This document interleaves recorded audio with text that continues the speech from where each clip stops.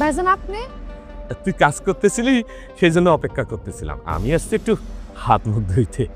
এটা কোনো কথা আপনি মানে কইবেন না। আরে তোরে দেখে খুব ভালো লাগতেছিল, কিন্তু জানিস তোরে দেখলে না আমার খুব মায়া হয়। তুই এত সুন্দর একটা মাইয়া, বয়স কম, দেখতে মাশাআল্লাহ, আর তোরে কিনা ঘর করতে হইতেছে ওই একটা ল্যাংড়ার সাথে। এটা কোনো কথা হয়? ভাইজান আপনি হাত মুখ ধুয়ে নেন, আমি পরে কাজ করব। আরে এত তাড়াহুড়া করার কিছু নাই। তোর ভাবি গেছে এক জায়গায়, সন্ধ্যার আগে আইব না। ধীরে সুস্থে কাজ কর। ও তাহলে আমি যাই, ভাবি আসলে আমি আসমু না। আহা, এত যাই যাই করিস কেন সারাক্ষণ? আর এত কাজ করলে তো এই সুন্দর হাতটা নষ্ট হয়ে যাব। কি সুন্দর নরম তুলতুলা তোর হাতটা রে। ভাইজান হাতটা ছাড়েন। আরে সারবো তো, তোর ভাবি নেই। চল একটু ভিতরে যাই, একটা গপ সপ করি। করিস কেন?